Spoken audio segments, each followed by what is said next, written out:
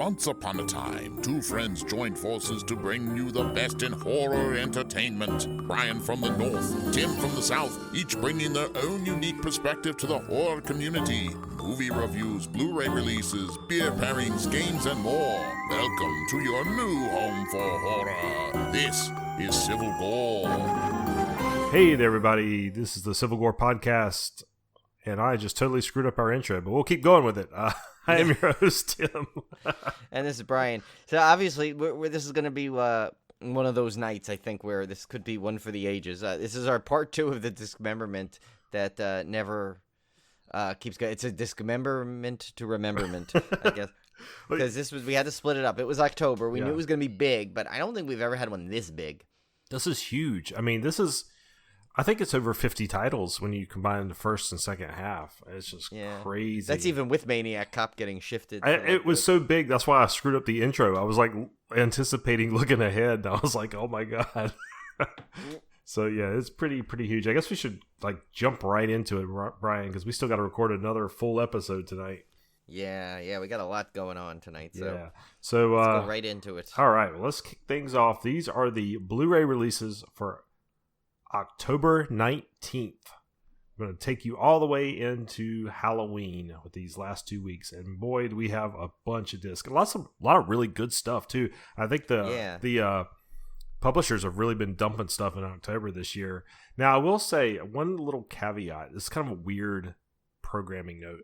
Is when I got to October 26th, it looked like Vinegar Syndrome was posting a lot of discs for pre-order.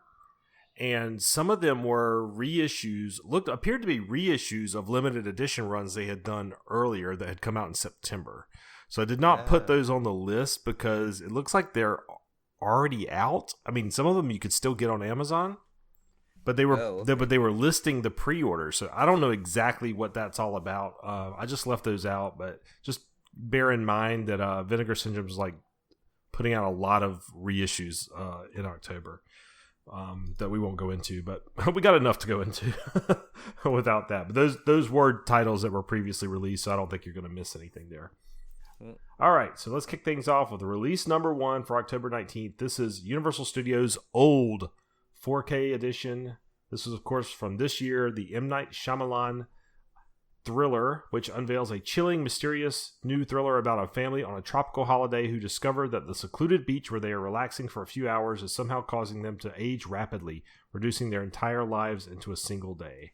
And I definitely want to see this one. I've heard pretty good things about it, Brian. Have you heard any? I mean, most of my friends who have seen it really like this one.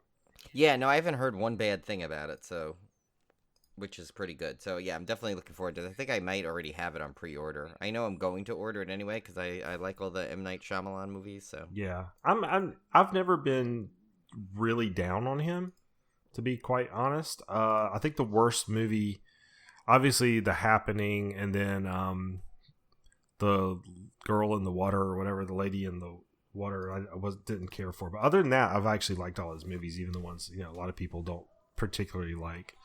What was the one where they were The Village? I really liked that one. The Village, yeah, that was good. Yeah, so yeah, that was that. I think that was his last true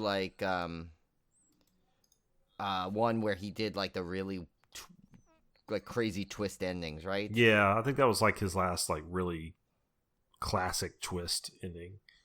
But even though I have to say I saw that one coming because the whole movie reminded me of a Twilight Zone episode that I'd seen, so I kind of had a prediction. I don't know what was going to happen on that one. And that's what's funny about those twist ending movies is if you catch on to it early on, you're not going to like the movie. And if it blindsides you, you're going to love the movie. So it's one of those things where that one, for some reason, it just completely blindsided me. So I really liked it more than a lot of other people did. Olivia, she catches every twist beforehand, so she doesn't like anything. Yeah, I liked it, though, still, even though I knew what was coming, I think. Yeah. I still liked it. All right, so Old has a pretty good selection of extras for a recent feature. Has some deleted scenes. Shyamalan Family Business. We look at what Knight's two daughters, Ashana and Salika, contributed to the film and how collaborating with family made filming outside Philadelphia still feel like home. All the Beach is a stage. Shooting a film in a wide open space is challenging because angles have to be created much like theater. Knight explains the significance of his camera movements, and the cast discuss the unique experience of filming without coverage. That's cool. Nightmares in Paradise. When making a film like Old, finding the right shooting location is everything. Hear the story of why Knight took the production to the Dominican Republic and how Mother Nature both challenged and helped the production. And then finally, A Family in the Moment. Gail Garcia Bernal, Vicky Creeps, Thomason McKenzie, and Alex Wolff recount one very special emotional night of filming that brought them closer than they ever imagined. Yeah, the trailer for this was good too, but also this actually is a one that you could technically use for the horror challenge. If you want to double up, you can get the beach one and the 2021 objectives, actually. Oh, yeah, I didn't even think about this when I was picking mine, because I could have just waited and instead of watching that movie, The Sand. But although the Brooke Butler was in it, and she's always good in it, so at least I got to see him. I'm going through her filmography, I guess, because she was one of the only bright spots to that otherwise very odd movie. But next one we have is one that, of course, well, actually, as we record this, tomorrow is a big day for this franchise. It's the new Scream, the 2022 version. The trailer drops for it, but so, as you know, usually what a company will do before a new entry to the franchise, they usually release either like the first one in a special format or like the original, the franchise up to this point. In this case, they decided to just put Scream 4K,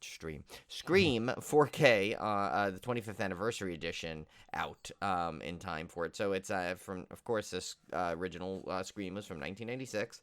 And if for some reason you've been under a rock or haven't watched a horror movie ever, we'll go through the synopsis, of course. A teenage girl becomes the target of a killer who has stalked and killed one of her classmates. A tabloid news reporter is determined to uncover the truth, insisting that the man who raped and killed Campbell's mother 1 year earlier is the same man who is terrorizing her now.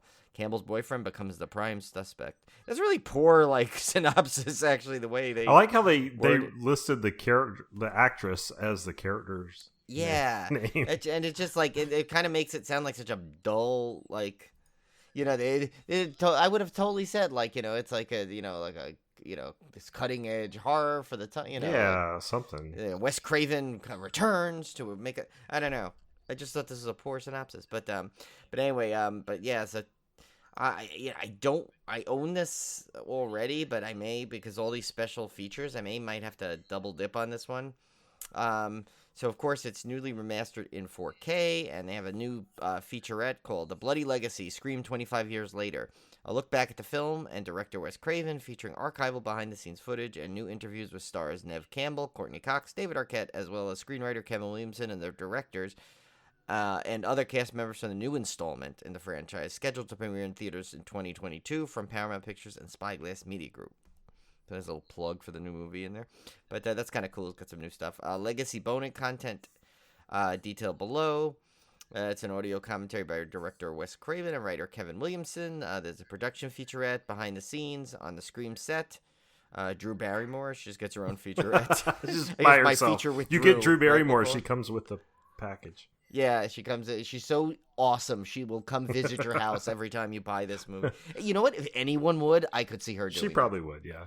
She'd be like the one person I could totally see. She's like, you bought my Blu-ray. I'm coming to visit. I know one time she had a Instagram Live popped up, so I clicked on it and she was having taco night and she was fixing tacos and it was charming. And I bet you if you would have asked, she would have shipped you one. I would just sit there and watched her make tacos. It was cool. Yeah, I actually like her show. It's funny. Sometimes I keep it on the back because I watch the Channel 2 News in the morning. Sometimes if I don't turn it off, it just goes into her show, and her show's pretty fun, very energetic. And you can't help but not, you can't help but like her. Yeah. There's also a Q&A with cast and crew. What's your favorite scary movie? And why are people so fascinated by horror films? I don't know. We need to figure that out, especially since we do a horror podcast. Yeah. We need to watch that special to get the answers. Yeah, I don't know. I couldn't tell you. Yeah. All right, so release number 3 from Kino Lorber. Well, this is a feature that we featured last episode, The Silence of the Lambs 4K. We actually mentioned it on that episode. Yeah. Of course, from 1991. An FBI trainee enlists the help of an infamous serial killer to gain insight into the mind of another killer. Another grand synopsis there. Yeah. So this one has a couple of new features.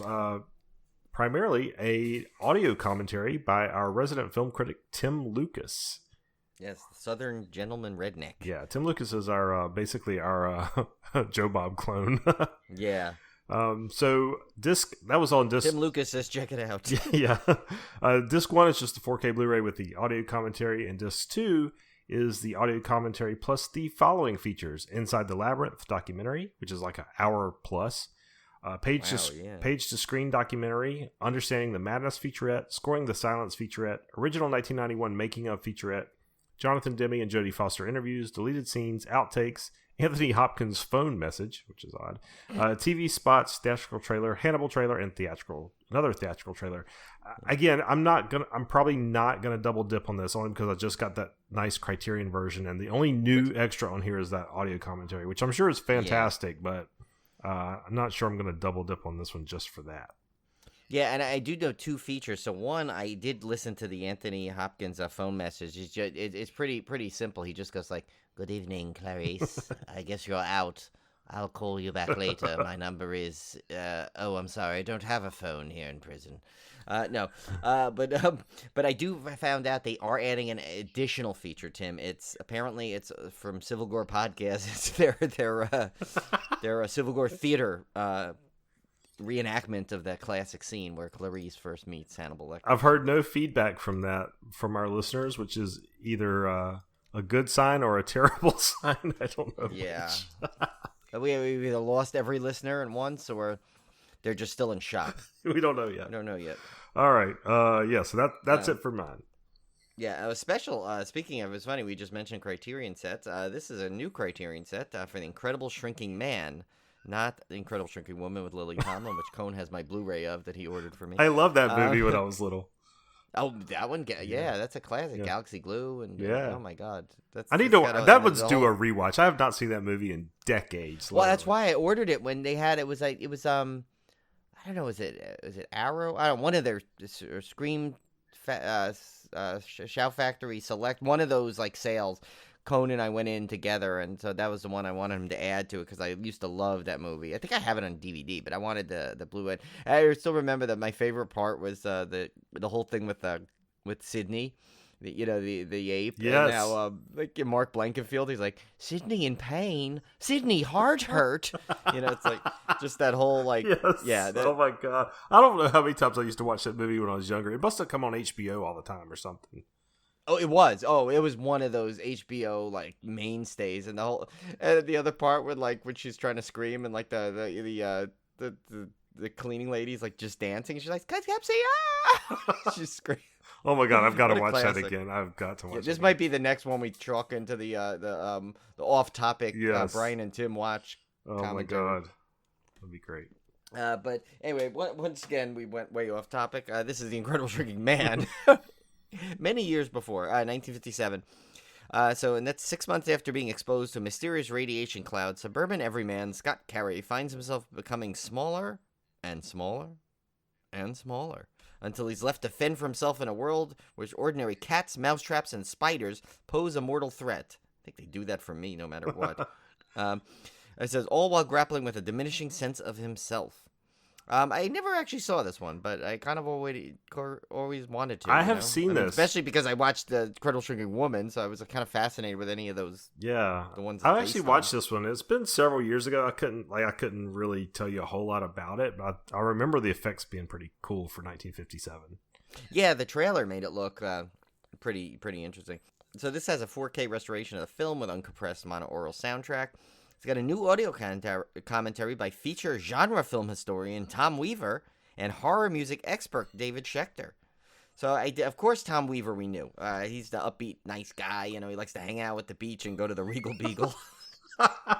He once invited 3 random guys he met at the beach to join him on the commentary. Those guys were Phil Sunburn Benson and Marty Martin and John Voight, the chiropractor, not the actor or dentist. So, yeah, that was a thing. And David Schechter, even though he's not technically a film historian, I did find out a little bit about him because I think he appeared on another one of our things and we kind of left him alone. But apparently he writes a really good blog entitled The Private Schechter. So, Right, guy's got a lot of talent here. Yeah. So there's also a new program on the film special effects by experts Craig Barron and Ben Burt. Of course, Ben Burt, he's done a ton of amazing film effects.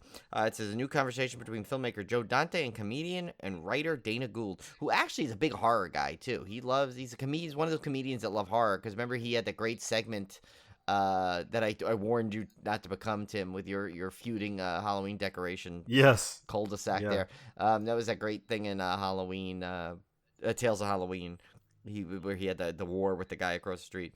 There's also a tour on the campus, a Jack Arnold at Universal Director's Cut 2021. Interviews from 2016 with Richard Christian Matheson, novelist and screenwriter Richard Matheson's son. Oh, I didn't know his son did novelist and That's screenwriter. Interesting. yeah. Cool.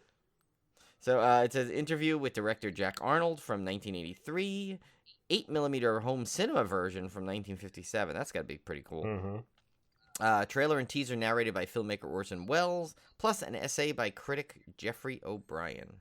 That's a packed That's disc. a cool disc, actually. Yeah. Criterion always kind of comes through. Yeah, that could have been a potential pick of the week in another week. Yeah, sure. I know. You know what? I'm looking at it, but I think the one we picked is pretty. Yeah, this week was probably, to me, was a no-brainer, but we'll get to that soon. Release here coming up next is VCI's Night. Why is there always an ape movie in these Dismemberments? Every lately, month. I keep wanting to say serial ape. I bring up serial apist. It seems like in every Dismemberment. We need to actually. The creators of The Big Bang Theory should have made an actual half-hour version of Serial Apist and released it. I know, but this is not Serial Apist. Unfortunately, this is a double feature of Night of the Bloody Apes and Doctor of Doom from 1969. Female masked wrestler Lucy, who looks like the devil, beats the stuffing out of an opponent, a wrestling lady with a red costume like Catwoman. Catwoman does not have a red costume. Where are they getting it? I don't. Yeah, and I've seen the scenes in this. I've watched the trailer for this. There's a lot of weird professional wrestling sequences synopsis? In this. Lucy finally hurls her opponent from the squared circle. Well, that's what they call it. That is the right term. Okay. The square, the ring, because they call it a ring. So the squared circle. It's just another. I've never heard that terminology. Oh yeah, no. Well, WWE used to say it all the time, And okay. I'm learning something new every day. From the squared circle, it knocks her out cold. Ooh yeah, Tim learning the lingo. Okay, so. Although Lucy's cop boyfriend tries to convince her that it's all part of the show, Lucy can no longer handle the stress of wrestling. Meanwhile, a mad scientist, Dr. Krellman, attempts to cure his son's leukemia by doing the first ape-to-human heart transplant. He decides to put a gorilla's heart into the lad and orders his flunky to prepare the gorilla. This, of course, causes the boy to turn into a big, stinky man-ape. He becomes deformed and mutated as he sprouts excessive facial hair and takes on the characteristics of the organ's donor, who immediately goes on a bloody rampage, tearing clothes off women and faces off men. So he's obviously going through that teenage years. Yeah. But why is it it's so weird? I got the trailer only for Night of the Bloody Ape, but Doctor of Doom doesn't exist. They don't even list it in the synopsis. I don't know what's going on with Doctor of Doom. Yeah, it's is it? I thought maybe it was an AKA, but I think it's a separate movie. Maybe it is. I don't know. We got. I have to do my gorilla from the carnival guy. So we've talked about this before. There used to be, when we used to go to the fair, there used to be a thing where this woman turned into a gorilla. And the carnival worker outside, was when you went inside, it was a woman in a cage. And then they would do this really bad projection on top of her to make it look like she was growing hair. And then they would do a switch, and then a person in a gorilla suit would bust the cage open and scare all the people out of the tent. That's awesome. Though. Yeah, it was really cool. But the guy out front would be like, "Gorilla, gorilla, gorilla, gorilla, go back 10,000 years." Can you imagine that? If that guy, those barkers, how do they get so into it there? Do they ever get out of it? I wonder. Do they go everywhere and say that? They go to the drive-thru, give me a number one, a number one, a number one with a Coca-Cola. I used to love the guy that was there used to be this guy that would do the clown dunk thing, the Dunkin' booth. and he would yeah. like talk trash to everybody that was coming by, and he would do this weird laugh that was so annoying. I mean, it was like he'd be like, "Yeah, you can't throw." Ha ha. Hey, yeah, you with your boyfriend over there. You think you got a good arm? Ha ha. And you do this. What is it, like that one, the Simpsons guy? Yeah, it was sort of like that, but it was like this annoying, like super annoying, just to like get people to spend money to dunk this guy. I mean, he was really good at what he did. Granted, but that was like there was this I think it was I don't know, it was like it was kind of like a fair too. I don't know if it was our homecoming fair or was it one of those county fairs, but I remember they had the house of mirrors that they called the glass house, and I remember they used to have this kind of like song, and I'm like, come on down to the glass house, the glass house, the glass, and I'm like, are they trying to get you away or in? I don't understand, because like this is driving me insane. I don't want to go into this thing, but yeah, it's like it's so funny how back then that was like such a thing. You know, imagine like the modern theme parks did that nowadays. Oh my God, no one would buy that. Oh my gosh! So I got so many stories of the fair at the carnival. I could just go for hours on end. But moving right along. All right, next one's up for. Oh wait, actually, does it? No extras on this one. So unfortunately, the extra were us. That was us our tales, being extra. This one I think is new, right? The Film Detective. I don't remember that being a production. I want to say the Film Detective. Was that like a magazine or something? I have no idea. Yeah, this is a new one, publisher wise. Yeah, but this one's Frankenstein's Daughter from 1958. It says, Frankenstein's daughter is the new girl in school, and she's trying to make friends with all the kids in her class. Fortunately, she can't just invite her new classmates to come over with all those dug-up bodies and stolen brains lying around everywhere. This one looked cool. Not. This one looked cool. Yeah, this one did. I thought this was one of those ones that you saw, but I don't think you did see this one. No, yet, right? I haven't seen this one. Yeah. And then it's newly restored. It's got an audio commentary by nobody apparently. Just an audio commentary. Original featurette from the Ballyhoo Motion Picture Production. I always think of that like the what's that song like for us it was the Milford Plaza. It was the real song like come on and listen to the Lullaby of Broadway. But they did that for there was this Milford Plaza with this hotel in New York City. And they would use that song for it, and they went all the way to the Ballyhoo. And like, so it was just so stuck in my head. Cone will remember that because I think Cone sings it once in a while when a word from that whole that commercial like triggers. Because even though Cone grew up in New Jersey, you know, we pretty much got the same ads, you know, from New York, New Jersey.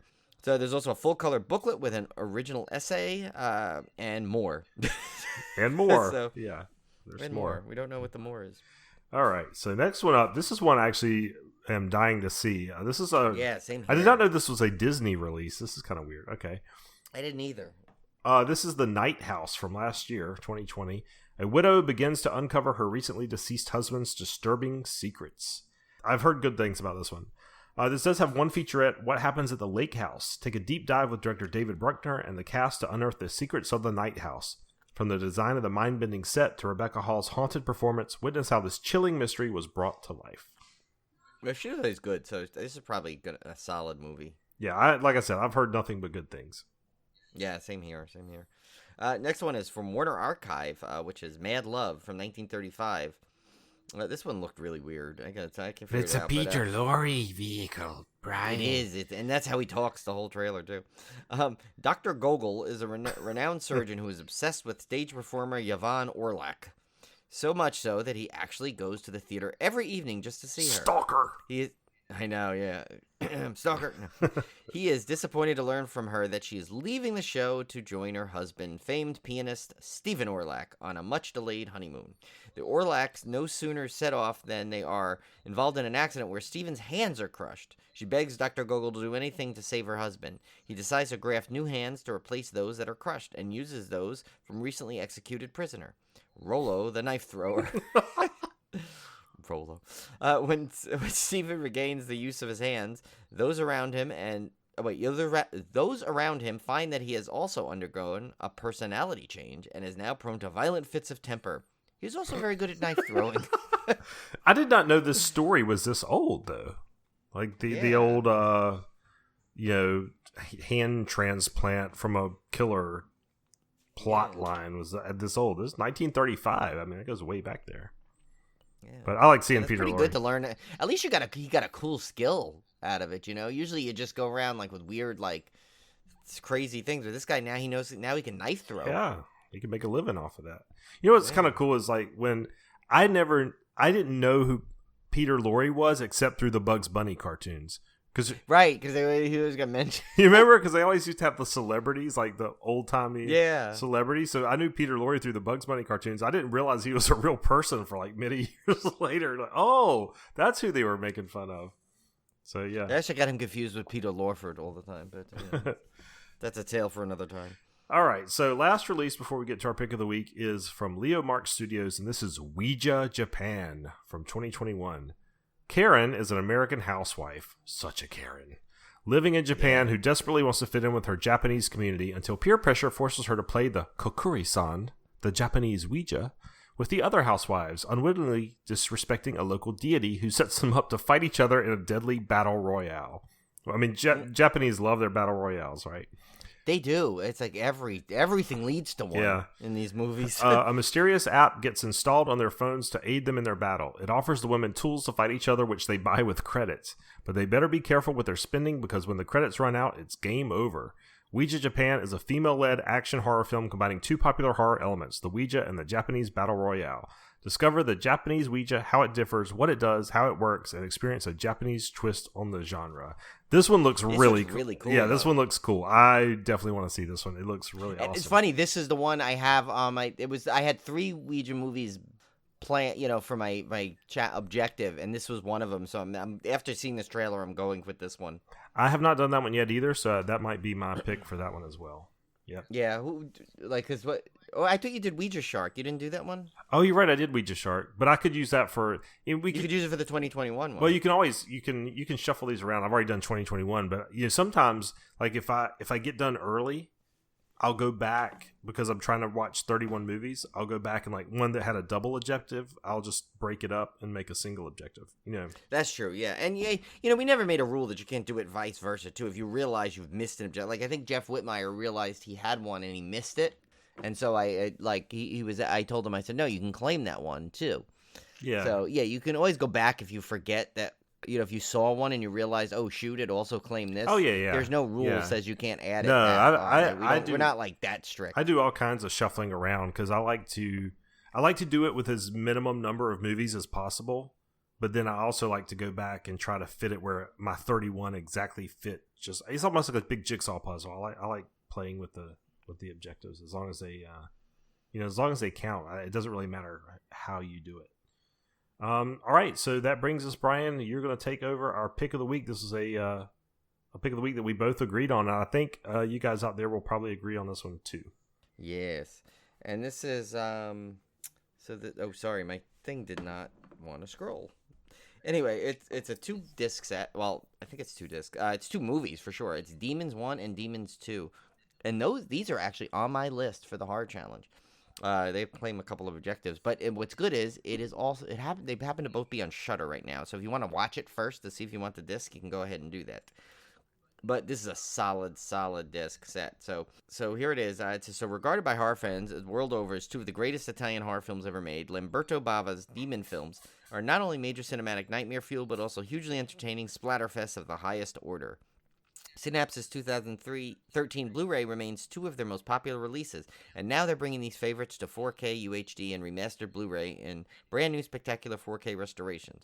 These horrific splatter classics, produced by Dario Argento, Suspiria, really, they had to say that, have never looked or sounded better and are packed with hours of special features, making this the ultimate home video release of these horror favorites. And this is not cheap. I noticed that. I think they're like, but if you think about it, they're both 4K. I think it's like $42 on Amazon. Is not bad for 2 4K releases. I'm getting this because these 2 movies are awesome. I've watched these. I've actually never seen them, believe it or not. I know I watched at least Demons 1 for a horror challenge a couple years ago, and I think I saw Demons 2 later just because I wanted to see the sequel, and they are really, really good. Like, this is a set I would not mind blowing $40 on in a heartbeat. I would definitely do it. This is a really, really cool set. Yeah, no, I definitely want to get this set. there's a lot of stuff I bought this month. So, especially I ordered that Kolchak, the Night Stalker thing, and that was like $80, but that was well worth it. I had to have that one. So I don't know. I still haven't not sure if I'm going to get this or put it on a list for the holidays. It's not it's limited, but I don't think it's limited. Ooh, wait a minute. I just saw the price on this thing. $80. For what? For this? Yes, $80. No, I saw it for $42 on Amazon. I'm on Amazon. It says $80 for the 4K Ultra HD Special Limited Edition. I think you were looking at the non 4K because the non 4K is $42, but the 4K $80. Ouch. I'm still putting it on the wish list though. Well, I may just get the regular version because right now I don't have the 4K, so I don't know. I don't know. Who knows? Either way, yeah, it might go on the wish list regardless. But anyway, so there's also descriptions here. So it says, Demons, a masked man offered tickets to a horror movie sneak preview at the mysterious Metropole Cinema. When a patron is scratched by a prop displayed in the theater lobby, she's transformed into a flesh-ripping demon. One by one, the audience members mutate into horrible creatures hell-bent on destroying the world. Can anyone escape this gory orgy of terror? In 1986 ambitious sequel, Demons 2, the apocalyptic terror continues. A televised horror film spells doom for the residents of a luxury high-rise apartment as demons are unleashed through the TV screen at a young girl's birthday party. Hint, hint, for some people that were talking about that on our social media. They might know what I mean there. As more residents are infected and transformed into bloodthirsty demons, a young couple fights to survive as they try to escape hell on Earth. So yeah, this is definitely, it's got to be the pick of the week, just because there's so many great things, and there's a ton of features here. So it's new 4K restorations, as we mentioned, of both Demons 1 and 2, from the original 35 millimeter camera negatives, a limited edition O card slipcover packaging featuring new artwork by Juan Jose Saldariaga and Chris McGibbon, reproduction of the original movie Ticket from Demons. That's cool. That's kind of cool. Yeah. Yeah, a special Team Demons 2 birthday party invitation. So there's like physical kind of extras on this, which is kind of cool, including fold-out poster of Demons artwork from Wes Ben Scoter, reversible cover art, region free. It's additional technical specs and content. But the 4K. So here's the more details of this, though. That was just all the fun stuff you get outside of the disc. So disc 1 is the 4K Demons. It has two versions of the film, full-length original cut, English and Italian, and the shorter U.S. version featuring alternate dubbing and sound effects. New audio commentary by critics Kat Ellinger and Heather Drain, co-hosts of the Hell's Bell podcast. Now, of course, we know we're well familiar with Kat Ellinger here, except it won't bring me. Oh, there we go. Won't bring her up. But she's grandfathered in, but when she teams up with others, she really brings the magic. And Heather Drain, actually, she has two things. She teams up with Kat for the Hell's Bells podcast, but she also has her own side gig, Tim, where she discusses careers that have faltered, and she calls it Down the Drain. All right. You knew that one was coming. I think Tim can pretty much anticipate the terrible descriptions I have here. So the audio commentary with director Lamberto Bava, SPFX artist Sergio Stivoletti, composer Claudio Simonetti, and actress Garetta. Or is it Garetta? I don't know, but I like it either way. Yeah, Garetta. Garetta, go back 10,000 years. I know, that's what I was thinking of. I'm surprised you didn't jump in faster on that one. It's also got produced by Dario Argento, a new visual essay by author and critic Michael McKenzie, exploring the legendary filmmaker's career as a producer. Dario's Demon Days, interview with writer-producer Dario Argento. Defining an Era in Music, interview with Claudio Simonetti. Splatter Spaghetti Style, interview with longtime Argento collaborator Luigi Cozzi. Carnage. Carnegie Hall. I saw cinema and I'm thinking Carnegie.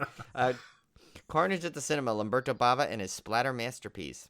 Dario and Demons, producing Monster Mayhem. Monstrous Memories, Luigi Cozzi on Demons. Profundo Jones, to critical perspective. Splatter Stunt Rock, interview with Ottaviano Dell'Acqua. Stivoletti Q&A at the 2019 UK Festival of Fantastic Films. That's kind of current there.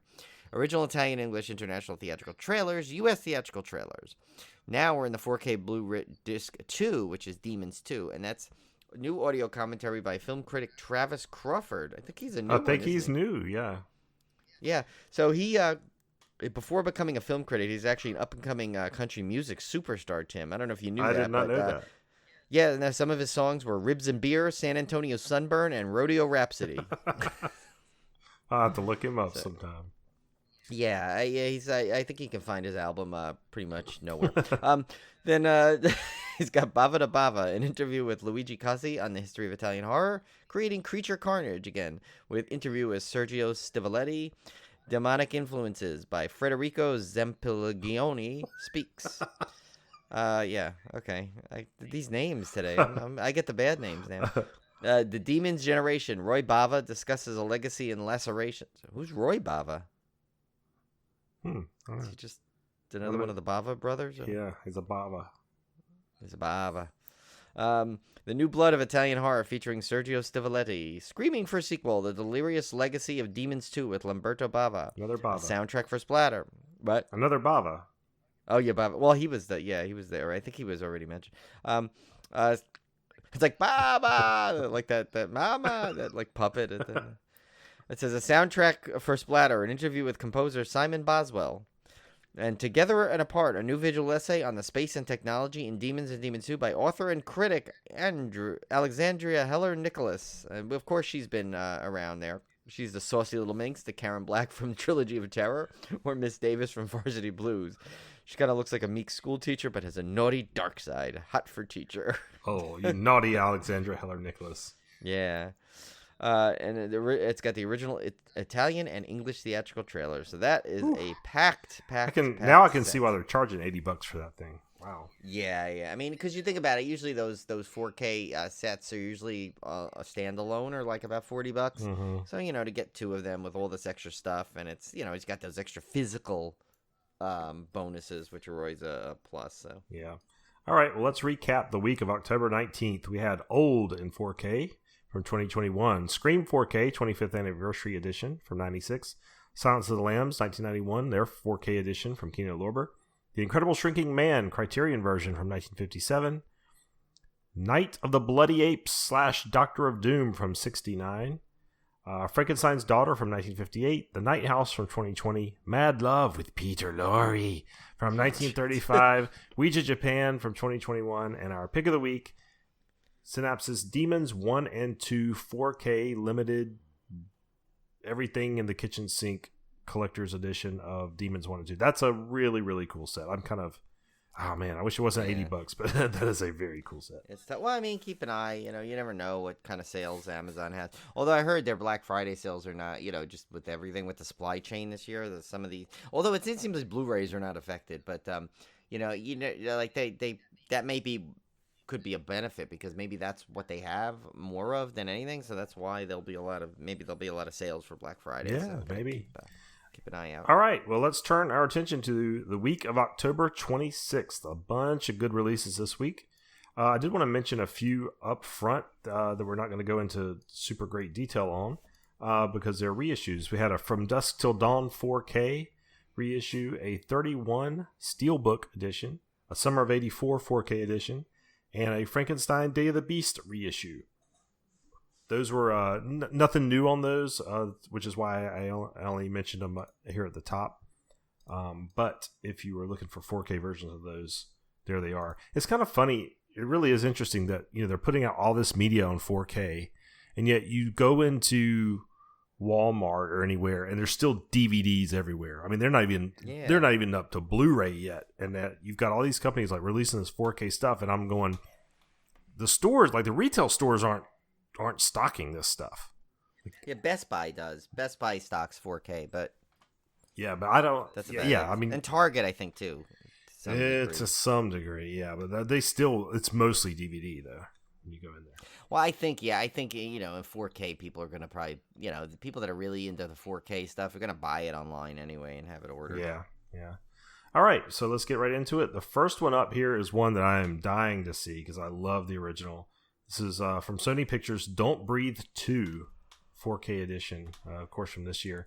Hiding out for years in an isolated cabin, the blind man has taken in and raised a young girl orphaned from a house fire. Their quiet existence is shattered when a group of kidnappers show up and take the girl, forcing the blind man to leave his safe haven to save her. This has a Dolby Atmos audio track, never before seen alternate ending, Friends and Filmmakers featurette, Bad Man, Slang is Back featurette, Designing Deception featurette, and audio commentaries with the filmmakers. So, Brian, I couldn't believe you I still have to see the first one. I cannot believe you have not seen the first one. I've seen it. And I own it. I've seen it. I just didn't see it. I think I've seen it like 3 times now. Because I watched it originally, and then I watched it with Olivia, and then I think I watched it again just for kicks. So, yeah, no, I'll just have to buy the second one and then do a double feature of it. Speaking of watching a couple of movies here, or 5 in this case, the next one is by Sony Pictures. It's Underworld 5-film collection 4K, 2003 to 2016. I think I have the regular version of this already. Well, I think I have the 4-pack and then the 5th movie. But anyway, the Underworld 4K Blu-ray collection will include Underworld, both the original theatrical version and the extended cut, Underworld Evolution, Underworld Rise of the Lycans, Underworld Awakening, and Underworld Blood Wars, as well as hours of standard definition and high definition bonus content across all 5 films, including the Underworld Endless War animated shorts. This must-own gift set is a limited edition presented with a collectible outer slipcase. I know you're a big fan of that series, so you probably want this. Yeah, this is a cool set, and Olivia really loves this series too. So yeah, this has got a ton of features. Let's try and go through them really fast. So for the Underworld set, it's got the 4K Blu-ray, the theatrical and extended versions, alternate flashbacks, theatrical trailer, and then it's got the Blu-ray with it, which extended version of the film, director cast commentary, Fang verse fiction documentary, 7 featurettes, outtakes, storyboard comparisons, and the music video Worms of the Earth by Finch. Not Finch from American Pie, a different Finch. Next is Underworld Evolution. Of course, you got the 4K Blu-ray, theatrical trailer. Then you got the regular Blu-ray in here, which is director and filmmaker's commentary, the hybrid theory, and the war rages on. Then you have Bloodlines from script to screen, making monsters roar, building a saga, music and mayhem, music video, Her Portrait in Black by Atreyu, not Atreyu from Neverending Story, different Atreyu. Then you got Underworld Rise of the Lycans. It's got the 4K Blu-ray, Rise of the Lycans Inside the Castle Walls, with theatrical trailers. Then you have the Blu-ray version of that, so they double up on this. This is a lot of stuff here. Beyond the Castle Walls, picture-in-picture experience, filmmaker commentary, 3 featurettes, music video, Death Club by Wes Borland, Ren Holder remix by William Control featuring Matt Skiba, and more. Then you got Underworld Awakening, which has got the 4K Blu-ray, the featurette Underworld Endless War 3-part animated series with stereo, DTS, and HD, MA English audio. I don't know why they needed to add all that, but yeah, basically you get the 3-part animated series. Theatrical trailers. Then you get the Blu-ray, which has Cracking the Underworld, picture-in-picture experience, filmmaker's commentary, 5 featurettes, blooper reel, and more. And finally, you get the Underworld Blood Wars, which has the 4K Blu-ray franchise recap. That's a nice little feature. They don't really do that usually. That's cool. And theatrical trailers. Then you got the Blu-ray on there, which has Underworld Blood Wars, the official movie graphic novel, The Evolution of Selene, Building a Blood War, Old and New Blood, and The Evil Evolved. So that's, if you're a fan of that series, boy, you got everything you could want on there. I honestly can't remember if I've seen the last one, the Blood Wars one. I don't think I have. I don't think I ever went and saw it. Yeah, you didn't mention it if you did. So. Yeah, so that's a set I would definitely like to revisit that whole series.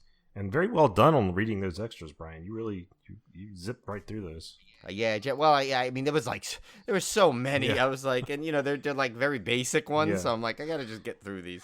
All right, next up we have Severin's Blood for Dracula 4K from my birth year, 1974. Paul Morrissey's moralistic take on modern values is a brash mixture of humor, horror, and sex, and a revelation to fans of the horror film. In Blood for Dracula, the infamous Count searches Italy for virgin blood.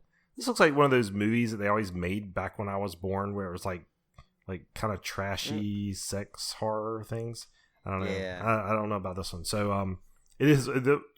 Brian did point out here the YouTube trailer for this. Like all the dialogue is overshadowed by the music. I don't know how they mix. Yeah, it's like you see them speaking, but you can't hear them because the music. I is thought there playing. was something wrong with my speakers, and I was sitting there like adjusting stuff.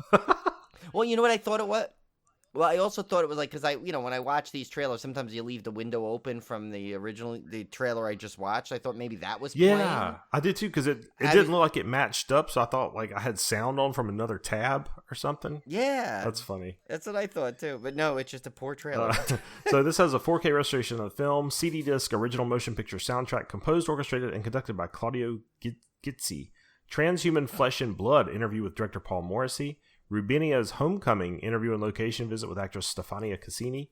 Blood for Udo, interview with actor Udo Kier. Little Big Joe, interview with actor Joe D'Alessandro.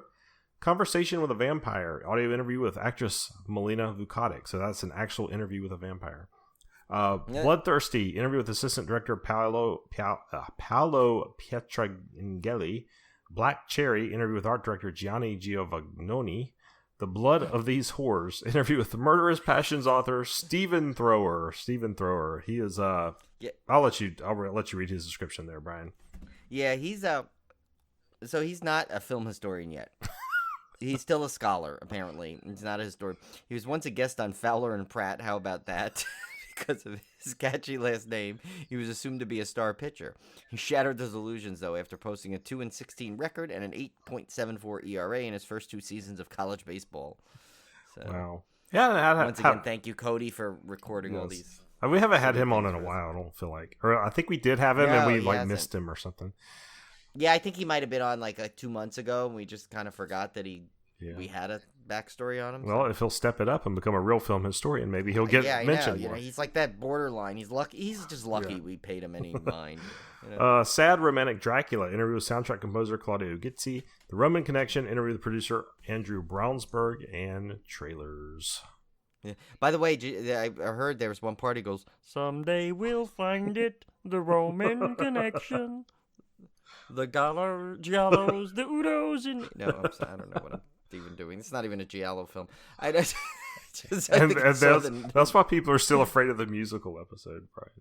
I know, because it might be things like that. But next one is from Shout Factory. Oh, there we go. Back to what we know well. Killer Party from 1986. It's April Fool's Day, Tim. Yay! It doesn't say Tim in there. I added that. Oh, I could use this for my holiday objective. You can.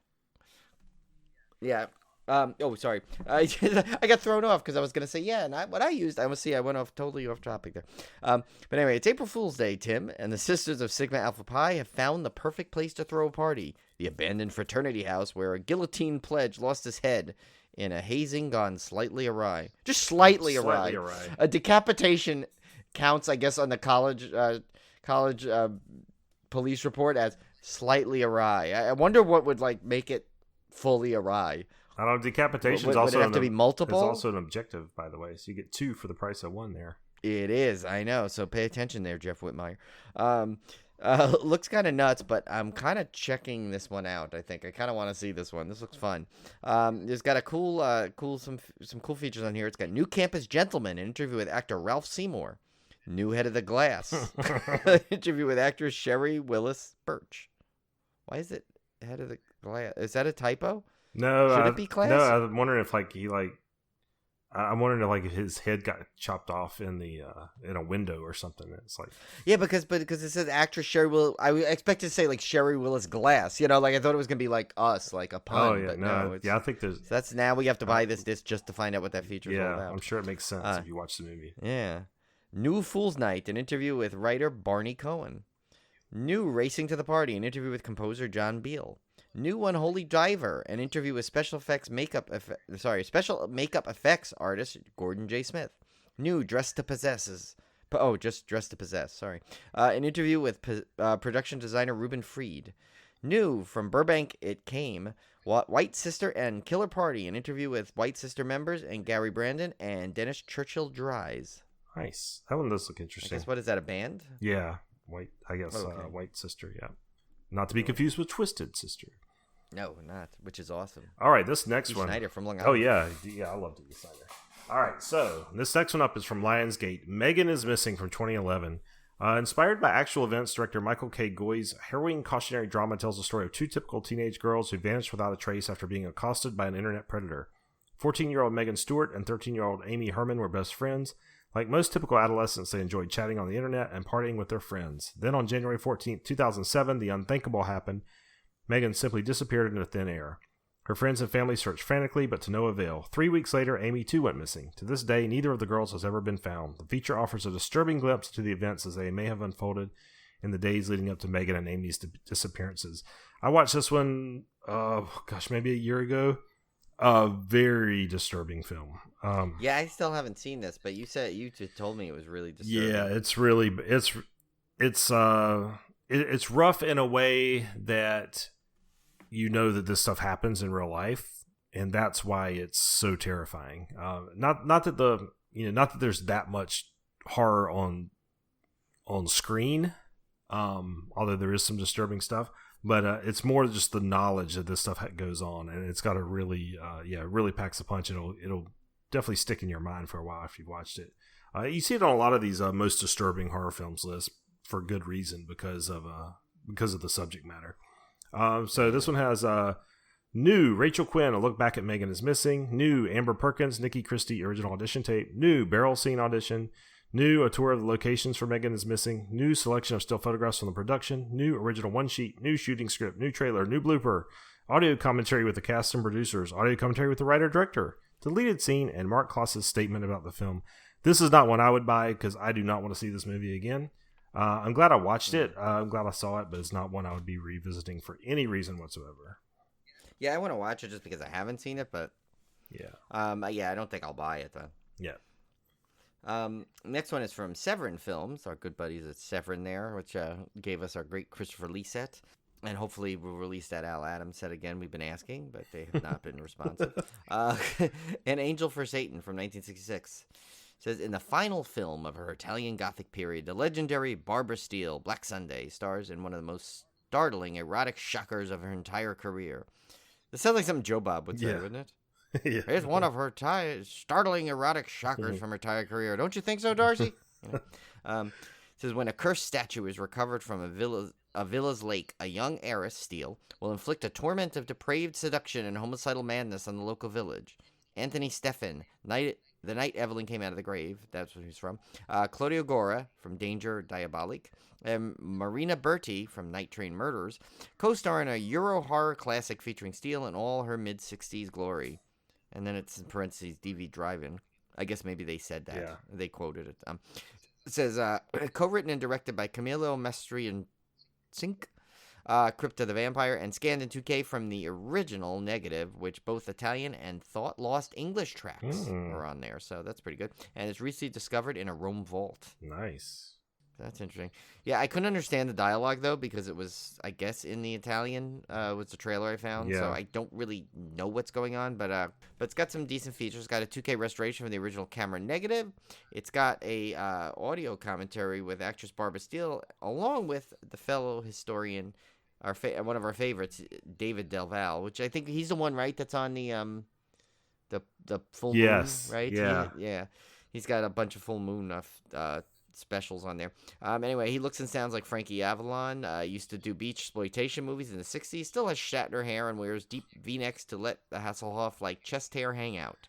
Still living his best beach blanket bingo life. Smooth with the ladies like Richard Dawson from Family Feud. And I think we're actually not that far off from it. No, I don't think we are. I think we nailed that one. When I saw him, I'm like, wow, we kind of accidentally got really close to what he's kind of like. So you can check it out for sure if you want to see. Check it out if you have the Full Moon app. There's like, I think he hosts like a show, right? Like he hosts a movie, kind of like a Joe Bob, but it's like a David Del Valle one. Yeah. It's like The Last Drive-In with David Del Valle. But he's on there. There's an audio commentary with Kat Lallinger, grandfathered in, right? Yeah. I think Kat. Yeah. Author of Daughters of Darkness. Devil Statue, interviews with actor Vasil Karis, I'm not sure. Barbara and Her Furs, the 1967 short film by Pierre Andro based on Venus and Furs, starring Barbara Steele with optional partial commentary by Steele. What is partial commentary? Is he like, so we filmed this and the other day, of course. And so that's what we got to that. I mean, what is a partial commentary? I think maybe she just gave up halfway through.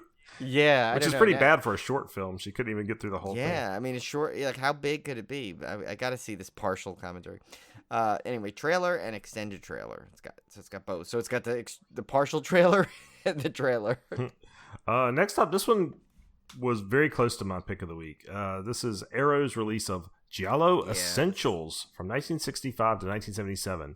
Alongside the spaghetti western, the Giallo is one of the most famous Italian export genres. Films steeped in mystery and intrigue, delivered with stylized violence and unforgettable musical themes. The Possessed, 1965, And these are the movies that are in this set. There's 3 movies here.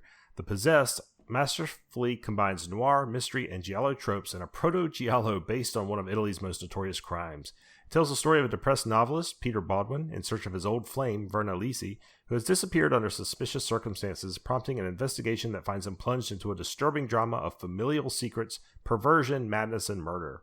The Fifth Chord, 1971, boasts a complex Agatha Christie-esque plot of investigation into a series of brutal assaults. As the body count rises, whiskey-swilling journalist Andrea Bild, Franco Nero, finds himself under suspicion, making it all the more imperative he crack the case. The Pajama Girl case from 1978, inspired by a real-life case that baffles to this day, takes us to Australia, where former Inspector Timpson comes out of retirement to crack the case of a young woman found on the beach, shot in the head, burned to hide her identity, and dressed in distinctive yellow pajamas. In the first of a multi-volume series of Giallo Essentials, so this is just the first volume of upcoming ones, these films feature a raft of talent in front and behind the camera, with each film restored from the original camera negatives and presented with a range of contextualizing interviews and featurettes. So this looks like a really cool start of a new Arrow series. And there's a bunch of extras here. We got brand new 2K restorations of the 3 films, original Italian and English soundtracks, newly translated English subtitles, rigid box packaging with newly designed artwork by Adam Rabelais in a windowed Giallo Essentials collection slipcover. Disc 1, The Possessed, has a new audio commentary by writer and critic Tim Lucas, who we mentioned before. Richard Dyer on The Possessed, a newly filmed video appreciation by the cultural critic and academic, and I think he's new, Brian. He is, Richard Dyer. He's got, actually, so I had to look him up. It took a little while, but being a culture critic, he had some cultural experiments, such as a failed luxury music festival called Dyer Festival. He also, it's so bad. It did also wrote an excellent piece on exposing falsehoods in the movie industry entitled Dyer Pants on Fire. I love how, Brian, the worse they are, the more it makes him laugh. It is. It's because they're so bad. It's like I see it coming and I can like visualize the pre-cringe by everybody. You realize we make these bad on purpose. Yeah, of course. Cat's Eye is an interview with the film's makeup artist Gianetto Di Rossi. 2 days a week, an interview with the film's award-winning assistant art director Dante Ferretti. The Legacy of the Bozzoni Brothers, an interview with actor-director Francisco Barilli, a close friend of Luigi and Camillo Bozzoni. Original trailers and reversible sleeve featuring originally and newly commissioned artwork by Sean Phillips.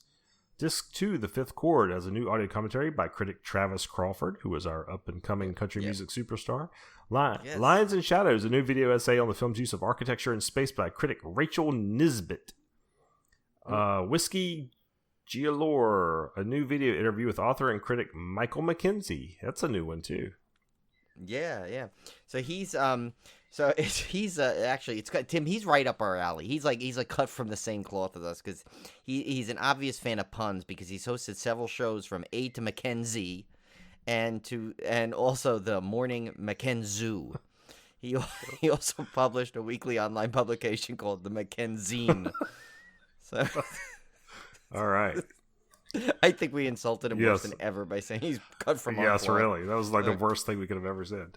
Yeah. Black Day for Nero, a new video interview with actor Franco Nero. The Rhythm Section, a new video interview with film editor Eugenio Alabiso.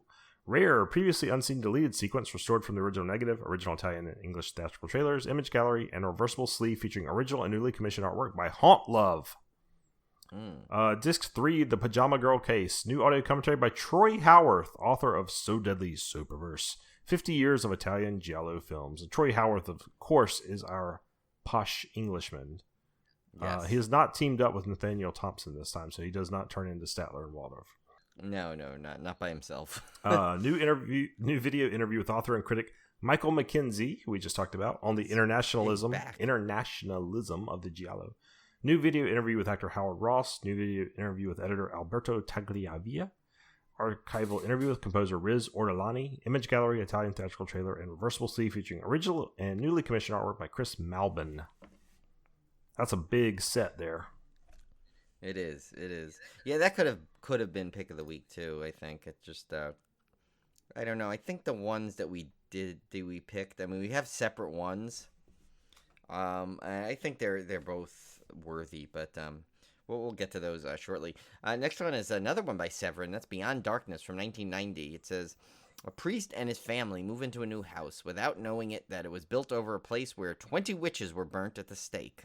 You know, there really needs to be a new thing. You know how they have to have those clauses in the real estate contracts? You know probably, Tim, because you just you just was in the bought a house recently. They need to tell you what they built over. I think that has to be a very integral part of the contract. Yeah.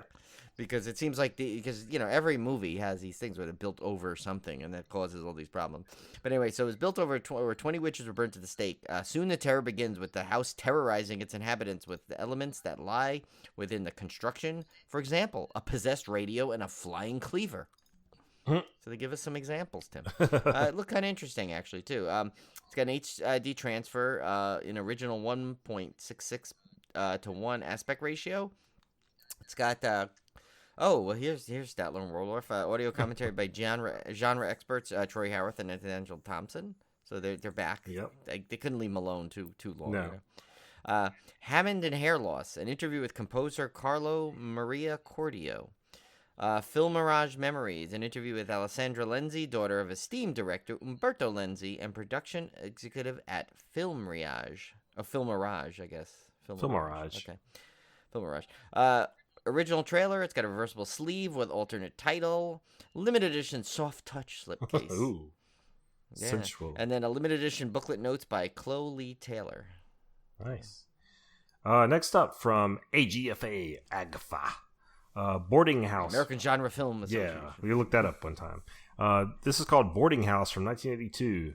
A boarding house is reopened years after gruesome murders were committed there. Suddenly, the body count begins once more. This one looks like really low budget, super low budget. But well, yeah, because it starts off with those like, warning.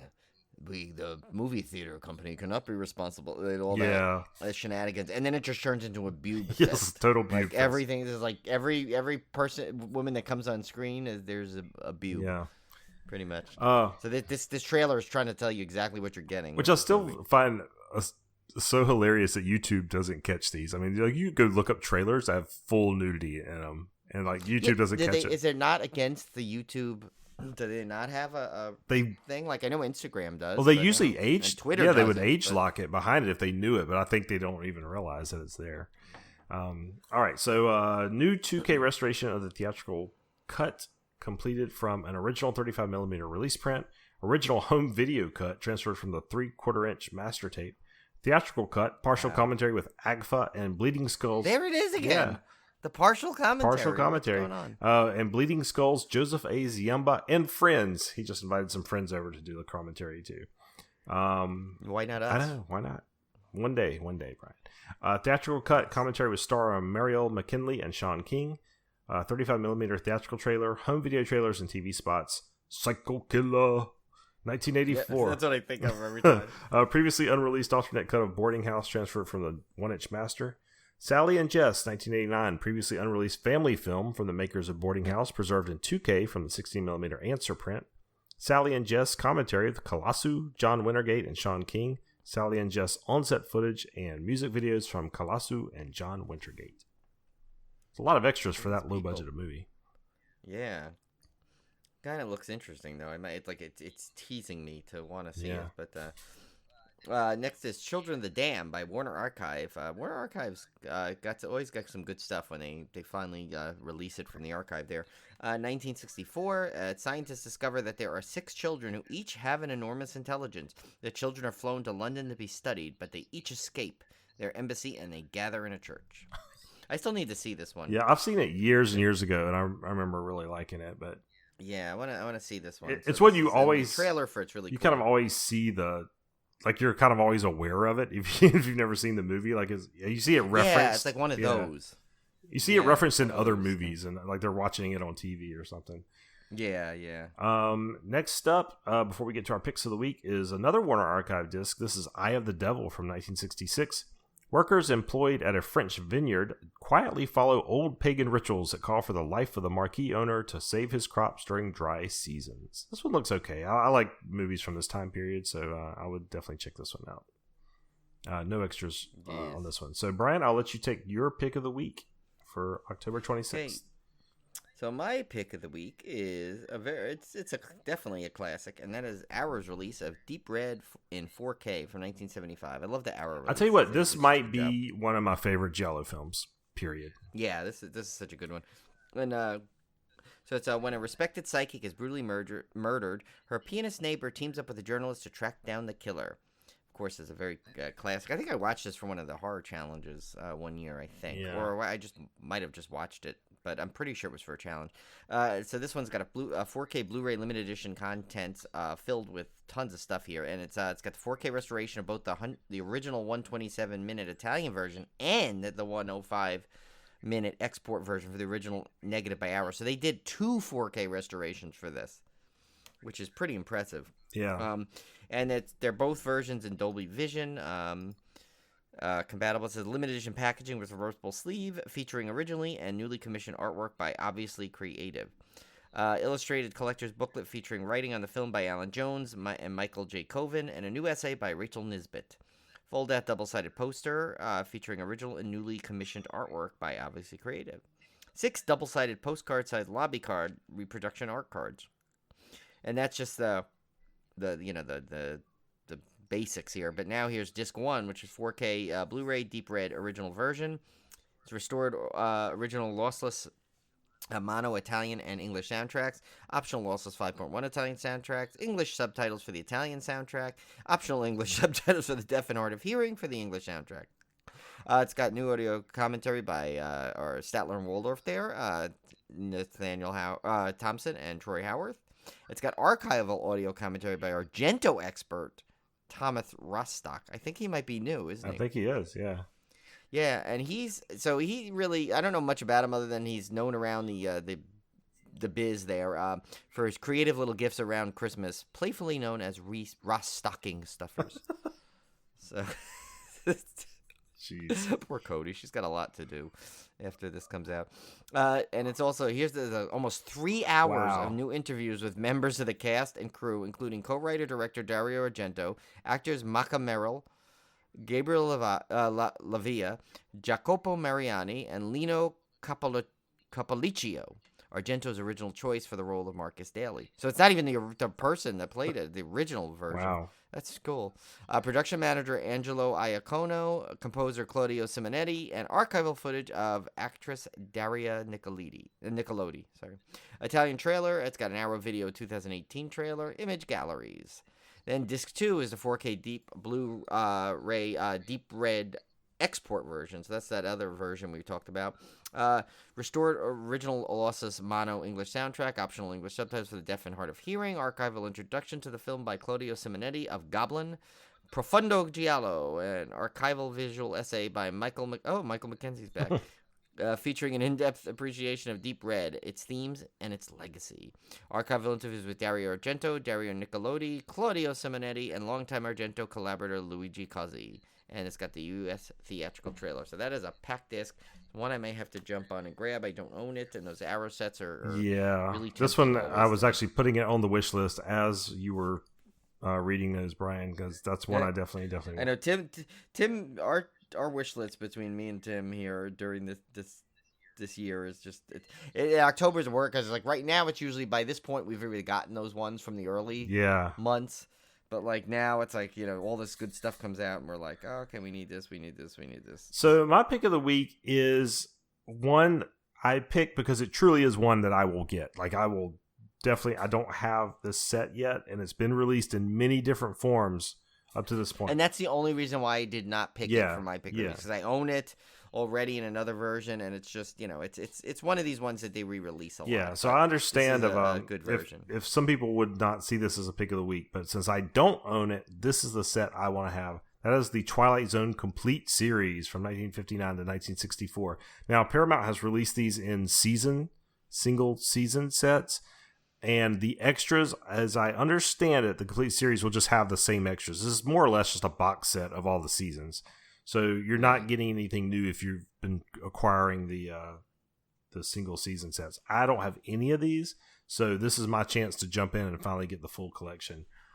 This is all 156 episodes of Rod Serling's classic groundbreaking series, presented in pristine high definition in a spectacular Blu-ray box set.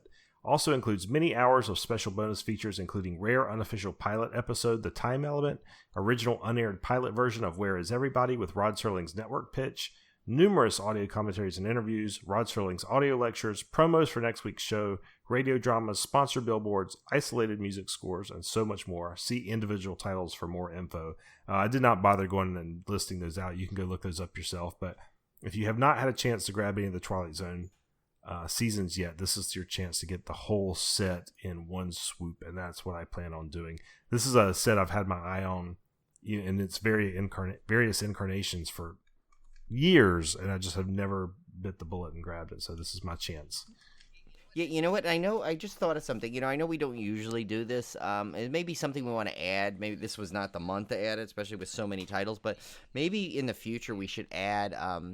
could probably maybe put the prices for these when we see them.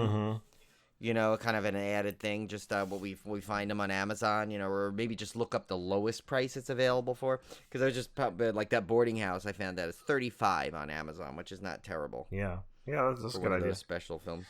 Maybe we'll add that to the feature. Let us know. Drop us a line on one of the socials or something if you think that'd be a fun thing. So kind of save you the research a bit. All right, so let's recap the week of October 26th. We had Don't Breathe 2 from 2021, the Underworld 5-film collection in 4K, Blood for Dracula 4K from 74, Killer Party from 1986, Megan is Missing from 2011, An Angel for Satan 1966, Giallo Essentials from 65 to 77. That includes The Possessed, The Fifth Chord, and the Pajama Girl case. Beyond Darkness from 1990, Boarding House from 1982, Children of the Damned from 64, Eye of the Devil from 1966. Brian's pick of the week, and I'm equally on board with this pick of the week. This is one I definitely want to pick up. Deep Red 4K edition from Arrow. That is a fabulous, fabulous disc. Yeah, that's so tempting. I'm like, oh, I might just have to put it on my list. And then my pick of the week, of course, was Paramount's The Twilight Zone Complete Series. Yet another reissue of this set, but you know what? I don't have it, so it's new to me. So that is one that's going on the old Christmas list.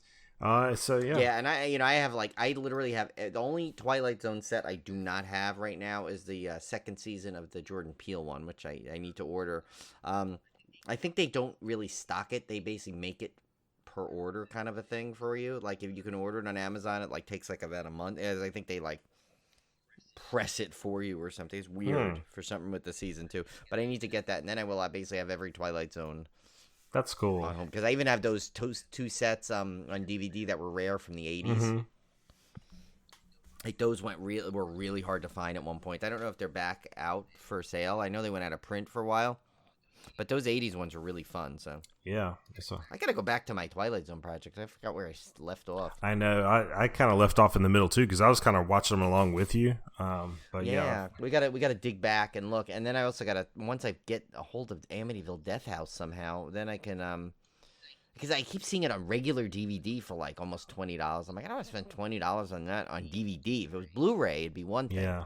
But I want to get it on DVD, so I'm trying to wait. I think I'm going to start up that project as soon as I get hold of that the Death House again. That's the one with Eric Roberts. Maybe I should have asked him. He's got a copy lying around.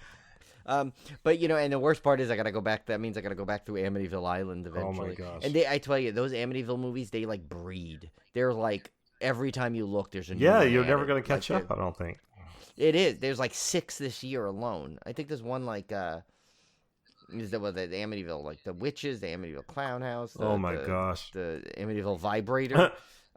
There's some. Oh God, there's too many. I can't believe yet that has they still done one Amityville Ouija or something. They just need to put that together. Amityville Ouija Shark. Yeah, seriously. I want to definitely get back to my Blu-ray project at some point. I kind of wait until I got the Civil Gore home theater all fixed up nicely, and then I'll really start diving into those box sets. And of course, I had to get past the horror movie challenge for this month, which just takes up a lot of time. Yeah, and I'm stuck still. I haven't watched my Friday the 13th set. I've watched only the first movie discs. I was about to start on 2, and I didn't get to. I had to stop there too. It was too much. It's too much to watch. Okay, guys, so we will see you back here next month for our Blu-ray releases for November. Start getting you geared up for the holiday shopping season. But I hope you enjoyed this our first 2-part Dismemberment ever. I mean, that's how big a release month this was. So hope you got. And that was with some, thank God, taking off, because we would have had 4 or 5 more, I think. Yeah. We had a Maniac Cop trilogy in 4K that's coming out next month that got pushed. So I'm really looking forward to that one since I'm watching those for my horror challenge, and I really love those. So we'll see you back here next month, and we're off to record episode 201. Yes.